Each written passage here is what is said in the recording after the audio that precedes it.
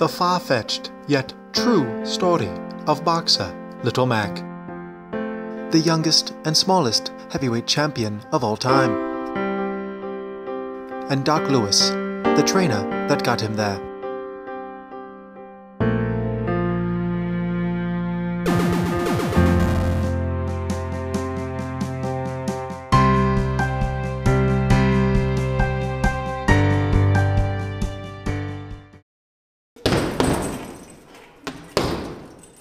How did you first hear of Little Mac? When I first heard of him, I thought he was a new McDonald's item, like a Whopper Jr. See, I was eating a lot of McDonald's back then. That's also when New Coke was around. When I first heard of New Coke, I thought it was a drug, like weed, heroin, and New Coke. The 80s was very confusing. When I first met Doc, I thought he was nuts. I ain't never boxed before, and I wasn't much interested in trying it too oftenly. Then I said, F it. Next thing, I get a call, tells me he wants to fight me as a heavyweight fighter. This was at a time I weighed 100 pounds. He was actually undersized for a flyweight. That's where everyone figured he'd fight. We had to surprise the boxing world, and we did. So I was routinely fighting guys 100, 200 pounds heavier than me. King Hippo, his weight was listed as 3 question marks. Didn't know that was legal. What was going on with him? Was he too heavy to be weighed? Did he refuse to weigh in? Did they not have the right scale? Why was I fighting him? Why didn't the guy have a nose? These are questions. See, what everyone fails to notice is that King Hippo actually does weigh 3 question marks. On Hippo Island, that's an official measurement. Who am I to question a man's culture? There wasn't much training involved.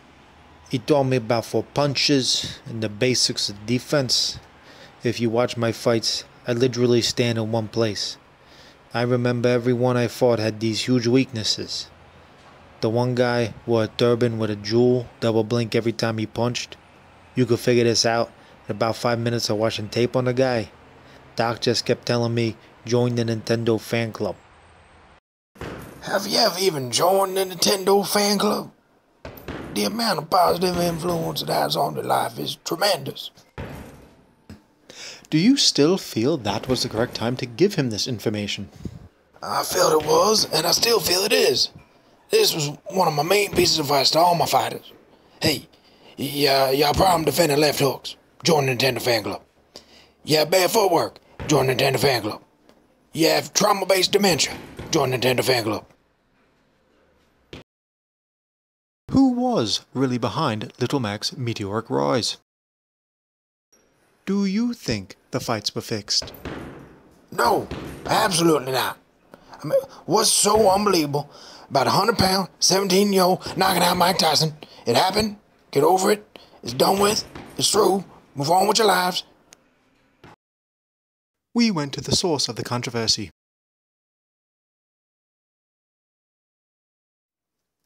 It still remains the darkest moment of my boxing career, and I've tried on multiple occasions to eat people while in the ring. Did you question Mac as a challenger at the time? At the time, honestly, I did not put too much thought into it. I'm not even 100% sure how I received that title. It was the WVBA, the World Video Boxing Association. So I'm a bit unsure as to where I received that championship. Maybe when I beat Razor Ruddock. So anyway, I barely trained for the fight, and it's still questionable if I was under the influence of propofol, because I was hanging out a lot with Michael Jackson. So like I said, I barely trained. Then when I step into the ring, I notice something's wrong. The guy is wearing a tank top. The shirt was my idea. I feel it acted like a punch-proof vest, defending against body shots. I also suggested a helmet, but that was discarded because of limited vision. Also rocket boots, but they haven't perfected them yet. So I go to knock this kid out, give him a body shot uppercut combo, and probably rip his head off. Instead I slip and fall on my ass. That happens sometimes. But instead of giving me a standing 8 count, The ref comes out and yells TKO. There was not even a single punch thrown. After that, what was going through your mind? I would say I was stunned. I was shocked. But I'm not really sure that's conveying how I actually felt. I was flabbergasted. How do you think this happened? If anyone takes 2 seconds to review the tape, they could clearly see there's a banana peel on the damn canvas. And Nintendo hired the referee who just happened to be Super Mario. And Super Mario is known to use banana peels against his enemies. I mean, if you want to find out who did this, look who gains the most. It's 2 people. Nintendo, Super Mario, Little Mac, Doc Lewis, Don King, Southeast Asia. We sought an interview with Nintendo and Super Mario and were denied. Hello, God bless you all. What are we talking about, Tyson? Yeah, well the thing about Tyson, he never realized the power of Little Mac. He'd been talking years about a banana. Mike, there was no banana. In fact, the only fruit involved in the WVBA was and is Don Flamenco. Mike, you lost. Plain and simple, lost like a puppy. But more importantly, that night I witnessed a talent. A talent honed by Doc Lewis, hardened by the streets of the Bronx. Refined by fighting the top contenders of the world, Von Kaiser, Great Tiger, Super Macho Man, Randy Savage, Ricky the Dragon Steamboat, WrestleMania 3, order your pay-per-views, and your closed-circuit TV today. Top contenders? I never heard of these people. I was fighting guys like Larry Holmes, Michael Spinks, Frank Bruno. He was fighting guys named Glass Joe, Piston Honda. You can't tell me that's an actual individual. And Soda Popinski. Who the f*** was Soda Popinski? Who the f*** was Soda Popinski? We were not able to locate Soda for an interview. Instead, we spoke with Glass Joe, who was still boxing. He currently stands at 1 and 299. It has not diminished his spirit. Joe, when you fought Little Mac, did you see anything out of the ordinary? Did you notice that the fix was in?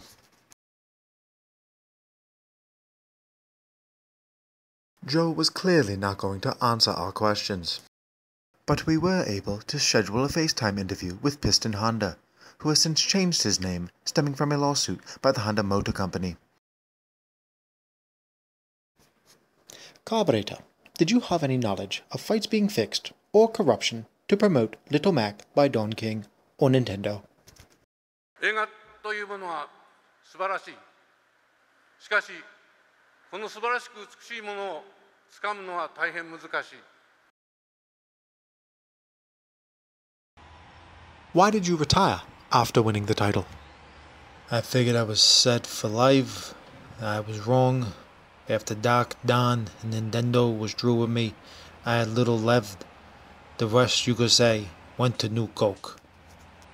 And what is your current living status? I have since entered into an agreement with Don Flamenco. I get to sleep on his couch, and he gets from me.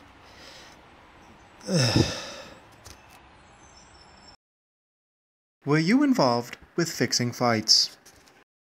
Yes. I mean, no. What's that motherfucker talking about? Pardon me? Don King. The f*** he say? You can hear him? I can hear you, Don. Oh, I didn't mean that, Mike. I think you're the greatest, you know that. Don't forget who bought you your first koala. I'm talking about a rematch. Tyson Little Mac 2. Now, how's that sound? Whatever I gotta do to get out of this place, I'll do it. I'm pretty sure what Don Flamenco does with me is highly illegal. Now, who was that? That's your worst nightmare, Mike. But this here is a sweet dream.